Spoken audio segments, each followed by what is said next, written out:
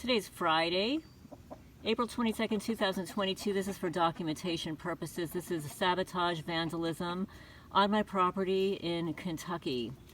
I had a cover on this mini split condenser all winter long. I recently removed it. Everything was intact, except the criminals come onto my property, and what they did is they removed the screw here, took the nuts off of both of these screws.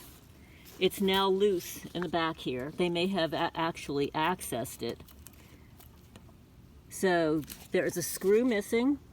This is intentional sabotage. The nuts are missing from here. And I had already documented that this was vandalized. Here, I had to put duct tape on it. It's not a good fix. They've intentionally scratched or scuffed the top, the surface here. And then this was, in the winter time, they intentionally dented the grill on the condenser. Another thing that they did, and this was a brand new propane tank. I've already documented this, but it was intentionally scratched within 24 hours of its delivery. It was in mint condition. It was scratched here. I attempted to repair it. Scratched here, you can actually see the scratch here. Scratched here. This is all intentional.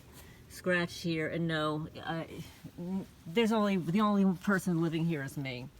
It was intentionally scratched here. This is the old one. This was actually intentionally damaged. You see that? It looks like an S. That's also etched in my kitchen sink and etched in other places on my property. So this might be the signature of the perpetrator, because they're narcissists, they're sick people. They have to leave their mark, and I have various signatures on the property. Not only here, but in Manalapan in New Jersey, 52 Sutton Drive, Manalapan, New Jersey, 07726, where I lived in the same house as original owner for 30 years. So the criminals have either the same playbook, or it's the same criminals that are performing the work here as in New Jersey.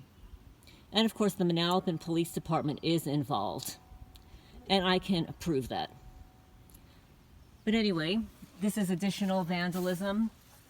This is the side of the vinyl siding. I have already documented this and provided it to the Sheriff's Department. This happened in the wintertime. Somebody sprayed something on top of it, and I tried to clean it, and it is obviously placed on top of the vinyl siding, because when I try to clean it, it feels almost like a little bit sandy. Like I'm even feeling it to the touch now that it was applied to the surface. And I've been attempting to remove it, clean it, and it's not coming off. And while I'm here, I can show something else that was done. This was done in 2019. Somebody intentionally cut the outside of the vinyl siding.